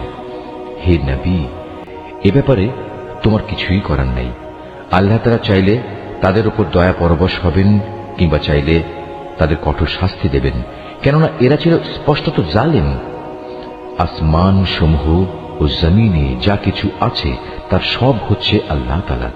তিনি যাকে ইচ্ছা ক্ষমা করে দেবেন, যাকে ইচ্ছা শাস্তি দেবেন। আল্লাহ তাআলা অত্যন্ত ক্ষমাশীল ও পরম দয়ালু। হে মানুষ, তোমরা যারা ইসলামকে একটি পূর্ণাঙ্গ বিধান হিসেবে বিশ্বাস করেছ, চক্রবৃদ্ধি হারে সুদ খেও না এবং তোমরা আল্লাহ তাআলাকে ভয় করো, আশা করা যায় তোমরা কল্যাণ লাভ করতে পারবে। জাহান্নামের আগুনকে তোমরা ভয় করো, যা তৈরি করে রাখা হয়েছে তাদের জন্য যারা একে অস্বীকার করেছে। তোমরা আল্লাহ তাআলা ও তাঁর রসূলের কথা মেনে চলো, আশা করা যায় তোমাদের উপর দয়া করা হবে। তোমরা তোমাদের মালিকের পক্ষ থেকে ক্ষমা পাওয়ার কাজে প্রতিযোগিতা করো, আর সেই জান্নাতের জন্যও প্রতিযোগিতা করো যার প্রশস্ততা আকাশ ও পৃথিবী সমান। আর এই বিশাল জান্নাত প্রস্তুত করে রাখা হয়েছে সেসব ভাগ্যবান লোকদের জন্য যারা আল্লাহকে ভয় করে, সচ্ছল হোক কিংবা অসচ্ছল, সর্বাবস্থায় যারা আল্লাহর পথে নিজেদের ধন সম্পদ ব্যয় করে, যারা নিজেদের ক্রোধ সংবরণ করে এবং মানুষের অপরাধ সমূহ যারা ক্ষমা করে দেয়। আসলে ভালো মানুষদের আল্লাহ তাআলা হামেশাই ভালোবাসেন। ভালো মানুষ হচ্ছে তারা যারা কখনো কোনো অশ্লীল কাজ করে ফেললে কিংবা এর দ্বারা নিজেদের উপর নিজেরা জুলুম করে বসলে সাথে সাথেই আল্লাহকে স্মরণ করে এবং গুনাহের জন্য আল্লাহর ক্ষমা প্রার্থনা করে। কেননা আল্লাহ তাআলা ছাড়া আর কে আছে যে তাদের গুনাহ মাফ করে দিতে পারে? তদুপরি এরা জেনে বুঝে নিজেদের গুনার উপর অটল হয়েও বসে থাকে না। এই সে বৈশিষ্ট্যমণ্ডিত মানুষগুলো, মালিকের পক্ষ থেকে তাদের প্রতিদান হবে আল্লাহ তাআলা তাদের ক্ষমা করে দেবেন, আর তাদের এমন এক জান্নাত দেবেন যার তলদেশ দিয়ে ঝর্ণাধারা বইতে থাকবে। এই জান্নাতে নেককার লোকেরা অনন্তকাল ধরে অবস্থান করবে। সৎ কর্মশীল ব্যক্তিদের জন্য আল্লাহর পক্ষ থেকে কত সুন্দর প্রতিদানের ব্যবস্থা রাখা হয়েছে। তোমাদের আগেও বহু জাতির বহু উদাহরণ ছিল যা এখন অতীত হয়ে গেছে। সুতরাং এদের পরিণতি দেখার জন্য তোমরা পৃথিবীতে ঘুরে বেড়াও এবং দেখো আল্লাহ তাআলা ও তাঁর বিধান মিথ্যা প্রতিপন্নকারীদের পরিণতি কি হয়েছিল। বস্তুত এটি হচ্ছে মানব জাতির জন্য একটি সুস্পষ্ট ব্যাখ্যা, এবং আল্লাহ তাআলাকে যারা ভয় করে এটি তাদের জন্য একটি সুস্পষ্ট পথ নির্দেশ ও সদুপদেশ বই কিছুই নয়। তোমরা হতোদ্যম হয়েও না, চিন্তিত হয়েও না। তোমরা যদি সত্যিকার অর্থে ঈমানদার হও তাহলে তোমরাই বিজয়ী হবে। তোমাদের উপর যদি কোনো সাময়িক আঘাত আসে এতে মনক্ষুণ্ণ হবার কি আছে? এ ধরনের আঘাত তো তাদের উপরও এসেছে। আর এভাবেই আমি মানুষের মাঝে তাদের উত্থান পতনের দিনগুলো পালাক্রমে অদল বদল করাতে থাকি, যাতে করে আল্লাহ তাআলা এ কথাটা জেনে নিতে পারেন যে কে সত্যিকার অর্থে আল্লাহর উপর ঈমান রাখে, এবং এর মাধ্যমে তোমাদের মাঝখান থেকে কিছু শহীদও আল্লাহ তাআলা তুলে নিতে চান। মূলত আল্লাহ তাআলা কখনো জালেমদের পছন্দ করেন না। এর মাধ্যমে তিনি মূলত ঈমানদার বান্দাদের পরিশুদ্ধ করে কাফেরদের নাস্তা নাবুদ করে দিতে চান। তোমরা কি মনে করো তোমরা এমনি এমনি বেহেশতে প্রবেশ করে যাবে? অথচ আল্লাহ তাআলা পরীক্ষার মাধ্যমে একথা জেনে নেবেন না যে কে তার পথে জিহাদ করতে প্রস্তুত হয়েছে এবং কে এ বিপদে কঠোর ধৈর্য ধারণ করতে পেরেছে? তোমরা মৃত্যুর মুখোমুখি হওয়ার আগে থেকেই তা কামনা করছিলে, আর এখন তো দেখতে পাচ্ছ তোমরা নিজেদের চর্ম চোখে। মুহাম্মদ একজন রসূল ছাড়া অতিরিক্ত কিছুই নয়। তার আগেও বহু রসূল গত হয়ে গেছে, তারা সবাই মৃত্যু মুখে পতিত হয়েছে। তাই সে যদি আজ মরে যায় অথবা তাকে যদি কেউ মেরে ফেলে, তাহলে তোমরা কি তার আনিত হেদায়েত থেকে মুখ ফিরিয়ে নেবে? আর যে ব্যক্তি এ থেকে মুখ ফিরিয়ে নেয় সে কখনো আল্লাহর দ্বীনের কোন রকম ক্ষতি সাধন করতে পারবে না। আল্লাহ তাআলা অচিরেই কৃতজ্ঞ বান্দাদের প্রতিফল দান করবেন। কোন প্রাণী আল্লাহর সিদ্ধান্ত ও অনুমতি ছাড়া মরবে না। আল্লাহ তাআলার কাছে প্রত্যেকটি প্রাণীরই মৃত্যুর দিনক্ষণ সুনির্দিষ্ট হয়ে আছে। এর পরেও যে ব্যক্তি পার্থিব পুরস্কারের প্রত্যাশা করে, আমি তাকে এ দুনিয়াতেই তার কিছু অংশ দান করব। আর যে ব্যক্তি আখিরাতের পুরস্কারের ইচ্ছা পোষণ করবে, আমি তাকে সে চিরন্তন পাওনা থেকেই এর প্রতিফলন দান করব, এবং অচিরেই আমি আমার প্রতি কৃতজ্ঞদের যথার্থ প্রতিফল দান করব। আল্লাহর আরো অনেক নবী এখানে এসেছিল, যুদ্ধ করেছে আল্লাহর পথে। তার সাথে আরো যুদ্ধ করেছে অনেক সাধক ও জ্ঞানবান ব্যক্তি। আল্লাহর পথে তাদের উপর যত বিপদ মুসিবতি এসেছে তাতে কোনোদিনই তারা হতাশ হয়ে পড়েনি, তারা দুর্বলও হয়নি, বাতিলের সামনে তারা মাথাও নত করেনি। এ ধরনের ধৈর্যশীল ব্যক্তিদেরই আল্লাহ তাআলা ভালোবাসেন। তাদের মুখে এছাড়া অন্য কথা ছিল না যে তারা বলেছিল, হে আমাদের মালিক, তুমি আমাদের যাবতীয় গুনাহখাতা মাফ করে দাও। আমাদের কাজকর্মের সব বাড়াবাড়ি তুমি ক্ষমা করে দাও এবং বাতিলের মোকাবেলায় তুমি আমাদের কদম মজবুত রাখো। হক ও বাতিলের সম্মুখ সমরে কাফেরদের উপর তুমি আমাদের বিজয় দাও। অতঃপর আল্লাহ তাআলা এই নেক বান্দাদের দুনিয়ার জীবনেই ভালো প্রতিফল দিয়েছেন এবং পরকালীন জীবনেও তিনি তাদের জন্য উত্তম পুরস্কার দিয়েছেন। আল্লাহ তাআলা নেককার বান্দাদের ভালোবাসেন। হে মানুষ, তোমরা যারা আল্লাহর উপর ঈমান এনেছো, তোমরা যদি কথায় কথায় এই কাফেরদের অনুসরণ করতে শুরু করো, তাহলে এরা তোমাদের ঈমান পূর্ববর্তী জাহেলিয়াতের অবস্থায় ফিরিয়ে নিয়ে যাবে। ফলে তোমরা নিদারুণভাবে ক্ষতিগ্রস্ত হয়ে পড়বে। আল্লাহ তাআলাই হচ্ছেন তোমাদের একমাত্র রক্ষক ও অভিভাবক এবং তিনিই হচ্ছেন তোমাদের উত্তম সাহায্যকারী। অচিরেই আমি এ কাফেরদের অন্তরে ভীতি সঞ্চার করে দেব, কারণ তারা আল্লাহর সাথে অন্যদের শরীক বানিয়ে তাদের অনুসরণ করেছে, অথচ তাদের এই কাজের সপক্ষে আল্লাহ তাআলা কোনো দলিল প্রমাণ তাদের কাছে পাঠাননি। এদের শেষ গন্তব্যস্থল হচ্ছে জাহান্নামের আগুন। জালেমদের বাসস্থান এই জাহান্নাম কত নিকৃষ্ট! ওহদের ময়দানে আল্লাহ তাআলা তোমাদের যে সাহায্য দেওয়ার প্রতিশ্রুতি দিয়েছিলেন তা তিনি পালন করেছেন। যুদ্ধের প্রথম দিকে তোমরা আল্লাহর অনুমতি ও সাহায্য নিয়ে তাদের নির্মূল করে যাচ্ছিলে।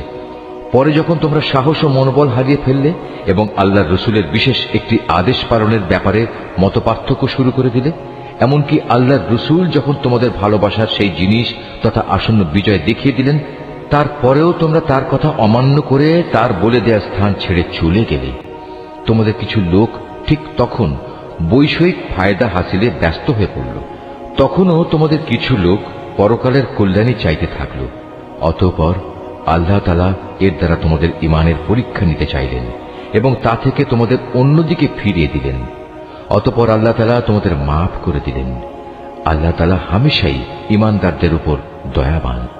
ওহুদের সম্মুখ সমরে বিপর্যয় দেখে তোমরা যখন ময়দান ছেড়ে পাহাড়ের উপরের দিকে উঠে যাচ্ছিলে এবং তোমরা তোমাদের কোন লোকের প্রতি লক্ষ্য রাখছিলে না, অথচ আল্লাহর রসুল তোমাদের তখনও পেছন থেকে ডাকছিল, কিন্তু তোমরা শুনলে না। তাই আল্লাহ তাআলা তোমাদের দুঃখের পর দুঃখ দিলেন, যেন তোমাদের কাছ থেকে যা হারিয়ে গেছে এবং যা কিছু বিপদ তোমাদের উপর পতিত হয়েছে এর কোনোটার ব্যাপারে তোমরা উদ্বিগ্ন ও মর্মাহত না হও। আল্লাহ তাআলা তোমাদের সব ধরনের কর্মকাণ্ড সম্পর্কেই ওয়াকিবহাল রয়েছেন। এরপর আল্লাহ তাআলা তোমাদের উপর এমন সন্তোষজনক পরিস্থিতি নাজেল করে দিলেন, এর ফলে তোমাদের একদল লোক তন্দ্রাচ্ছন্ন হয়ে পড়ে, আর একদল লোক যাদের নিজেরাই নিজেদের উদ্বিগ্ন করে রেখেছিল, তারা তাদের জাহেলি যুগের ধারণা অনুযায়ী আল্লাহ তাআলা সম্পর্কে অন্যায় ধারণা করতে থাকে। এক পর্যায়ে তারা এও বলতে শুরু করে, যুদ্ধ পরিচালনার কাজে কি আমাদের কোনো ভূমিকা আছে? হে নবী, তুমি তাদের বলো, এ ব্যাপারে আমারও কোনো ভূমিকা নেই। ক্ষমতা ও কর্তৃত্বের সবটুকু আল্লাহর হাতে। এই দলের লোকেরা তাদের মনের ভেতর সেসব কথাবার্তা গোপন করে রেখেছে, তা তোমার সামনে খোলাখুলি প্রকাশ করে না। তারা বলে, এ কাজে যদি আমাদের কোনো ভূমিকা থাকত, তাহলে আজ আমরা এখানে নিহত হতাম না।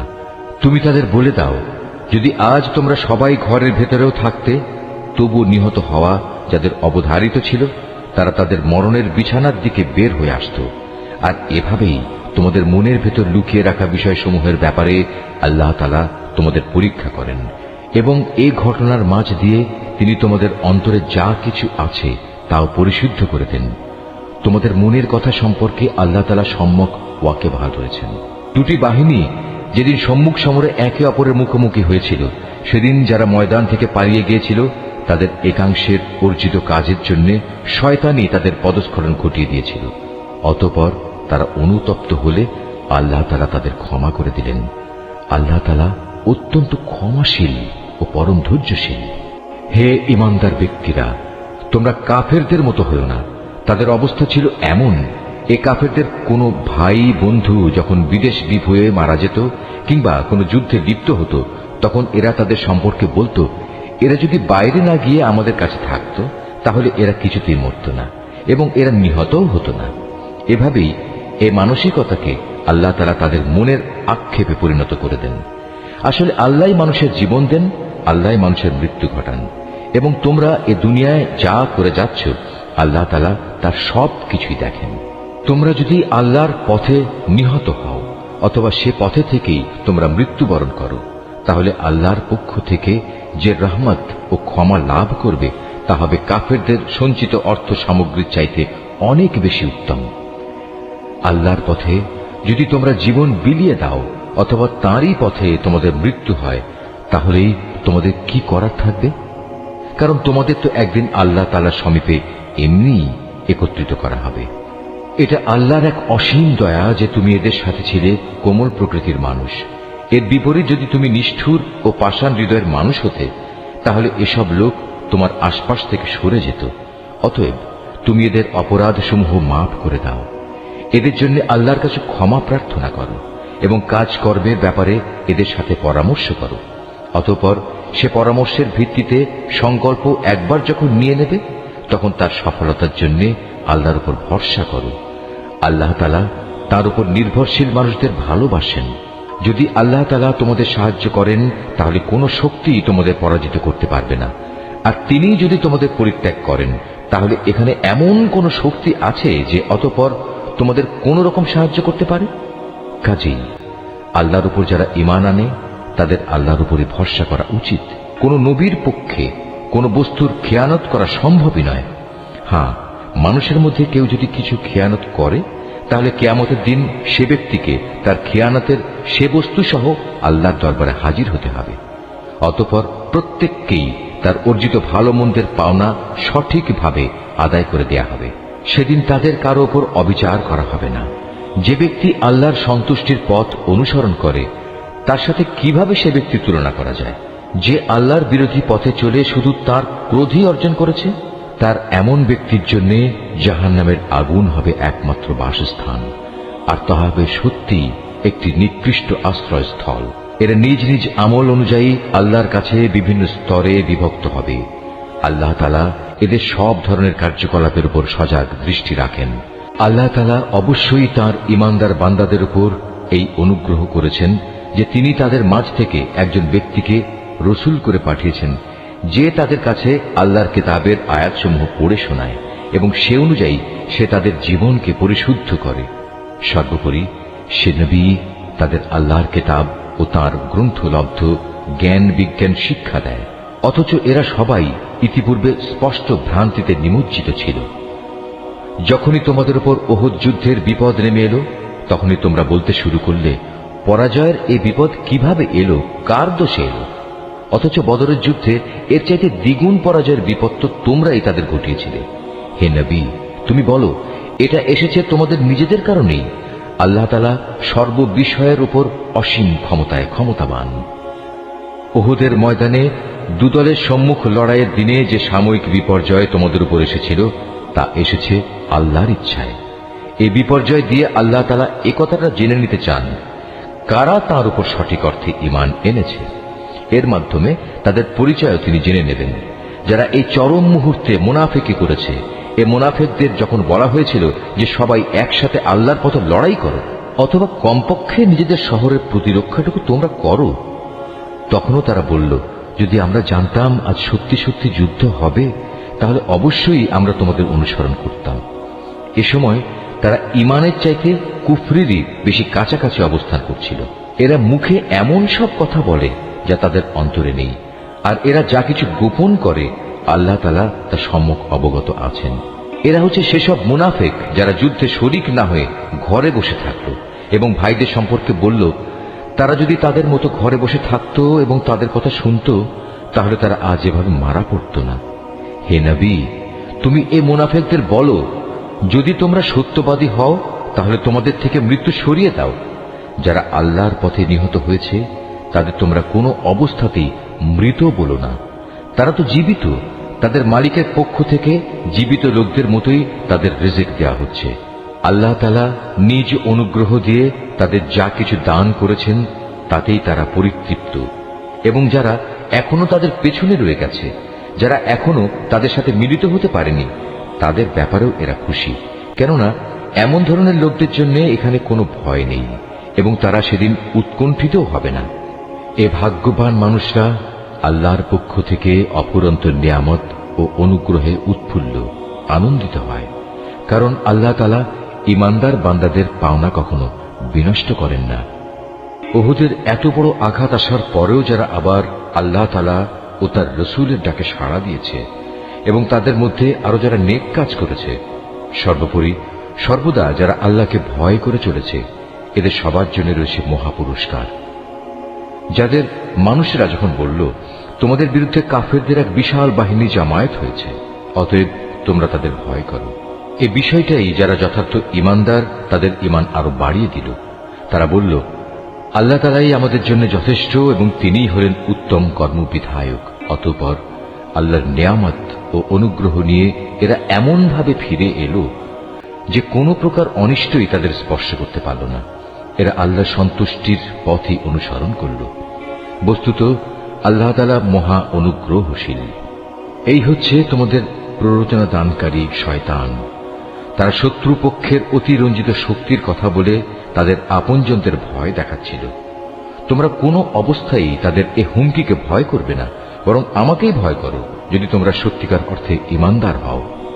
হে নবী, যারা দ্রুত গতিতে কুফরির পথে এগিয়ে যাচ্ছে তাদের কর্মকাণ্ড যেন তোমাকে চিন্তান্বিত না করে। তারা কখনো আল্লাহর বিন্দুমাত্র কোনো ক্ষতি সাধন করতে পারবে না। মূলত আল্লাহ তাআলা এদের জন্য পরকালে পুরস্কারের কোনো অংশই রাখতে চান না। তাদের জন্য অবশ্যই কঠিন আযাব রয়েছে। যারা ঈমানের বদলে কুফরি খরিদ করে নিয়েছে তারা আল্লাহর কোনোই ক্ষতি করতে পারবে না। এদের জন্য মর্মান্তিক শাস্তির বিধান রয়েছে। কাফেররা যেন এটা কখনো মনে করে না যে আমি যে তাদের ঢিল দিয়ে রেখেছি এটা তাদের জন্য কল্যাণকর হবে। আসলে আমি তো তাদের অবকাশ দিচ্ছি যেন তারা তাদের গুনাহের বোঝা আরো বাড়িয়ে নিতে পারে। আর তোমাদের মধ্যে তাদের জন্য প্রস্তুত রয়েছে লাঞ্ছনাদায়ক আযাব। আল্লাহ তাআলা কখনো তার ঈমানদার বান্দাদের তোমরা বর্তমানে যে ভালো মন্দে মিশানো অবস্থার উপর আছো এর উপর ছেড়ে দিতে চান না, যতক্ষণ না তিনি সৎ লোকদের অসৎ লোকদের থেকে আলাদা করে দেবেন। একইভাবে এটা আল্লাহ তাআলার কাজ নয় যে তিনি তোমাদের অদৃশ্য জগতের খোঁজ খবরের উপর কিছু অবহিত করবেন। তবে আল্লাহ তাআলা তার রসুলদের মাঝ থেকে যাকে চান তাকে বিশেষ কোনো কাজের জন্য বাছাই করে নেন। অতঃপর তোমরা আল্লাহ তাআলা ও তার রসুলদের উপর বিশ্বাস স্থাপন করো। তোমরা যদি আল্লাহর উপর যথাযথভাবে ঈমান আনো এবং নিজেরা সাবধান হয়ে চলতে পারো তাহলে তোমাদের জন্য মহাপুরস্কার রয়েছে। আল্লাহ তাআলা নিজের অনুগ্রহ দিয়ে তাদের যে প্রাচুর্য দিয়েছেন, যারা তা আল্লাহর পথে ব্যয় করতে কার্পণ্য করে তারা যেন কখনো এটা মনে না করে এটা তাদের জন্য কোনো কল্যাণকর কিছু হবে না। আসলে এই কৃপণতা তাদের জন্য খুবই অকল্যাণকর। কার্পণ্য করে তারা যা জমা করেছে অচিরেই কিয়ামতের দিন তা দিয়ে তাদের গলায় বেড়ি পরিয়ে দেওয়া হবে।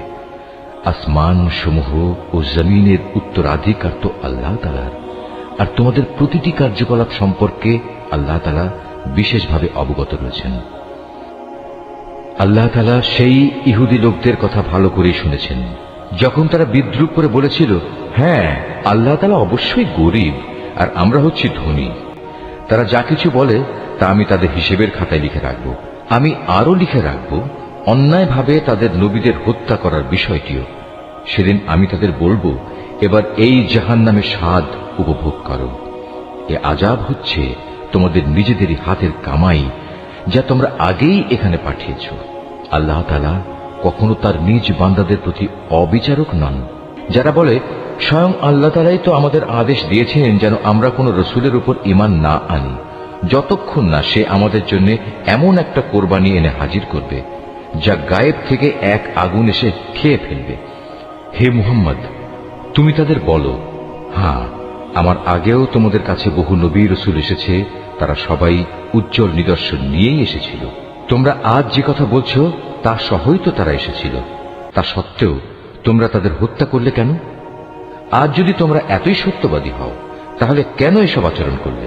হে মুহাম্মদ, এরা যদি তোমাকে অস্বীকার করে তাহলে এ নিয়ে তুমি উদ্বিগ্ন হও না, কারণ তোমার আগেও এমন বহু নবী রসুল নবুয়তের সুস্পষ্ট দলিল প্রমাণ ও আল্লাহর কাছ থেকে নাজিল করা হেদায়েতের দীপ্তিমান গ্রন্থমালা নিয়ে এসেছিল। তাদেরও এমনি ভাবেই অস্বীকার করা হয়েছিল। প্রত্যেক প্রাণীকেই মরণের স্বাদ ভোগ করতে হবে। অতঃপর তোমাদের জীবনভর কামাইয়ের প্রতিফল কিয়ামতের দিন আদায় করে দেয়া হবে। যাকে জাহান্নামের আগুন থেকে বাঁচিয়ে দেয়া হবে এবং জান্নাতে প্রবেশ করানো হবে সেই হবে সফল ব্যক্তি। মনে রেখো, এই যে পার্থিব জীবন, তা বাহ্যিক ছলনার মাল সামানা ছাড়া আর কিছুই নয়। হে ঈমানদার ব্যক্তিরা, নিশ্চয়ই জানমালের ক্ষতি সাধনের মাধ্যমে তোমাদের পরীক্ষা নেওয়া হবে। এই পরীক্ষা দিতে গিয়ে তোমরা অবশ্যই তোমাদের পূর্ববর্তী সম্প্রদায়, যাদের কাছে আল্লাহর কিতাব নাজিল হয়েছিল এবং যারা আল্লাহর সাথে অন্যদের শরীক করেছে, তাদের উভয়ের কাছ থেকে অনেক কষ্টদায়ক কথাবার্তা শুনবে। এই অবস্থায় তোমরা যদি কঠোর ধৈর্য ধারণ করো এবং আল্লাহকে ভয় করে চলো, তাহলে তা হবে অত্যন্ত বড় ধরনের এক সাহসিকতার ব্যাপার। যখন আল্লাহ তাআলা এই কিতাবধারী ব্যক্তিদের কাছ থেকে প্রতিশ্রুতি গ্রহণ করেছিলেন, তিনি তাদের বলেছিলেন, তোমরা একে মানুষদের কাছে বর্ণনা করবে এবং একে তোমরা গোপন করবে না। কিন্তু তারা এ প্রতিশ্রুতি নিজেদের পেছনে ফেলে রাখল এবং অত্যন্ত অল্প মূল্যে তা বিক্রি করে দিল। বড়ই নিকৃষ্ট ছিল যেভাবে তারা সে বেচাকেনার কাজটি করল। এমন সব লোকদের ব্যাপারে তুমি কখনো ভেবো না, যারা নিজেরা যা করে তাতে আনন্দ প্রকাশ করে, আবার নিজেরা যা কখনো করেনি তার জন্য প্রশংসিত হতে ভালোবাসে। তুমি কখনো ভেবো না যে এরা বুঝি আল্লাহর আযাব থেকে অব্যাহতি পেয়ে গেছে। মূলত এদের জন্য আল্লাহর পক্ষ থেকে যন্ত্রণাদায়ক শাস্তির ব্যবস্থা নির্ধারণ করে রাখা হয়েছে। আসমান সমূহ ও জমিনের সার্বভৌমত্ব এককভাবে আল্লাহর জন্য। আল্লাহ তাআলাই সবকিছুর উপর পূর্ণ ক্ষমতাবান। নিঃসন্দেহে আসমান সমূহ ও জমিনের নিখুঁত সৃষ্টি এবং দিবারাত্রির আবর্তনের মধ্যে জ্ঞানবান লোকদের জন্য প্রচুর নিদর্শন রয়েছে। এই জ্ঞানবান লোক হচ্ছে তারা, যারা দাঁড়িয়ে, বসে এবং শুয়ে সর্বাবস্থায় আল্লাহ তাআলাকে স্মরণ করে এবং আসমান সমূহ ও জমিনের এই সৃষ্টি নৈপুণ্য সম্পর্কে চিন্তা গবেষণা করে এবং স্বতঃস্ফূর্তভাবে তারা বলে ওঠে, হে আমাদের মালিক, সৃষ্টি জগতের কোনো কিছুই তুমি অযথা বানিয়ে রাখোনি। তোমার সত্তা অনেক পবিত্র। অতএব তুমি আমাদের জাহান্নামের কঠিন আযাব থেকে নিষ্কৃতি দাও। হে আমাদের মালিক, যাকেই তুমি জাহান্নামের আগুনে প্রবেশ করাবে, অবশ্যই তাকে তুমি অপমানিত করবে, আর সেই অপমানের দিনে জালেমদের জন্য কোন রকম সাহায্যকারী থাকবে না। হে আমাদের মালিক, আমরা শুনতে পেয়েছি একজন আহ্বানকারী মানুষদের ঈমানের দিকে ডাকছে। সে বলছিল, হে মানুষেরা, তোমরা তোমাদের মালিক আল্লাহর উপর ঈমান আনো। হে মালিক, সেই আহ্বানকারীর কথায় অতঃপর আমরা ঈমান এনেছি। হে আমাদের মালিক, তুমি আমাদের অপরাধসমূহ ক্ষমা করে দাও। হিসাবের খাতা থেকে আমাদের দোষ ত্রুটি ও গুনাহসমূহ মুছে দাও। সর্বশেষে তোমার নেক লোকদের সাথে তুমি আমাদের মৃত্যু দাও। হে আমাদের মালিক, তুমি তোমার নবী রাসূলদের মাধ্যমে যেসব পুরস্কারের প্রতিশ্রুতি দিয়েছ তা আমাদের পূর্ণ করে দাও, এবং কিয়ামতের শেষ বিচারের দিন তুমি আমাদের অপমানিত করো না। নিশ্চয়ই তুমি কখনো ওয়াদার বরখেলাপ করো না। অতএব তাদের মালিক এই বলে তাদের আহ্বানে সাড়া দিলেন যে, আমি নরনারী নির্বিশেষে তোমাদের কোনো কাজ কখনো বিনষ্ট করব না। আমি সবার কাজের বিনিময় দেব, এবং তোমরা তো একে অপরেরই অংশ। অতএব তোমাদের মাঝে যারা নিজেদের ভিটে মাটি ছেড়ে হিজরত করেছে এবং যারা নিজেদের জন্মভূমি থেকে বিতাড়িত হয়েছে, আমারই পথে যারা নির্যাতিত হয়েছে, সর্বোপরি যারা আমার জন্য লড়াই করেছে এবং আমারই জন্য জীবন দিয়েছে, আমি তাদের গুনাহসমূহ মাফ করে দেব। অবশ্যই আমি এদের এমন জান্নাতে প্রবেশ করাবো যার তলদেশ দিয়ে ঝর্ণাধারা বইতে থাকবে। এ হচ্ছে তাদের জন্য আল্লাহ তাআলার পক্ষ থেকে পুরস্কার, আর আল্লাহ তাআলার কাছেই তো রয়েছে উত্তম পুরস্কার। হে মুহাম্মদ, জনপদ সমূহে যারা আল্লাহ তাআলাকে অস্বীকার করেছে, তাদের দাম্ভিক পদচারণা যেন কোনোভাবেই তোমাকে বিভ্রান্ত করতে না পারে, কেননা এসব কিছু হচ্ছে সামান্য কয়দিনের সামগ্রী মাত্র। অতঃপর তাদের সবারই অনন্ত নিবাস হবে জাহান্নাম, আর জাহান্নাম হচ্ছে নিকৃষ্টতম আবাসস্থল। তবে যারা নিজেদের মালিককে ভয় করে চলে, তাদের জন্য নির্দিষ্ট হয়ে আছে সুরম্য উদ্যানমালা, যার নিচ দিয়ে প্রবাহিত হবে ঝর্ণাধারা। সেখানে তারা অনাদিকাল থাকবে। এ হবে আল্লাহ তাআলার পক্ষ থেকে তাদের জন্য আতিথেয়তা। আর আল্লাহ তাআলার কাছে যা পুরস্কার সংরক্ষিত আছে তা অবশ্যই নেককার লোকদের জন্য অতি উত্তম জিনিস। ইতিপূর্বে আমি যাদের কাছে কিতাব পাঠিয়েছি, সেসব কিতাবধারী লোকদের মাঝে এমন লোক অবশ্যই আছে যারা আল্লাহকে বিশ্বাস করে। তোমাদের এই কিতাবের উপর তারা যেমনি বিশ্বাস করে, তেমনি তারা বিশ্বাস করে তাদের উপর প্রেরিত কিতাবের উপরও। এরা আল্লাহর জন্য ভীত সন্ত্রস্ত ও বিনয়ী বান্দা। এরা আল্লাহর আয়াতকে স্বার্থের বিনিময়ে সামান্য মূল্যে বিক্রি করে না। এরাই হচ্ছে সেসব ব্যক্তি যাদের জন্য তাদের মালিকের কাছ থেকে অগাধ পুরস্কার রয়েছে। নিঃসন্দেহে আল্লাহ তাআলা হচ্ছেন দ্রুত হিসাব সম্পন্নকারী। হে মোমেনরা, তোমরা ধৈর্য ধারণ করো, এ কাজে একে অপরের সাথে প্রতিযোগিতা করো, শত্রুর মোকাবেলায় সদা সুদৃঢ় থেকো, একমাত্র আল্লাহকে ভয় করো। এভাবেই আশা করা যায় তোমরা সফল কাম হতে পারবে।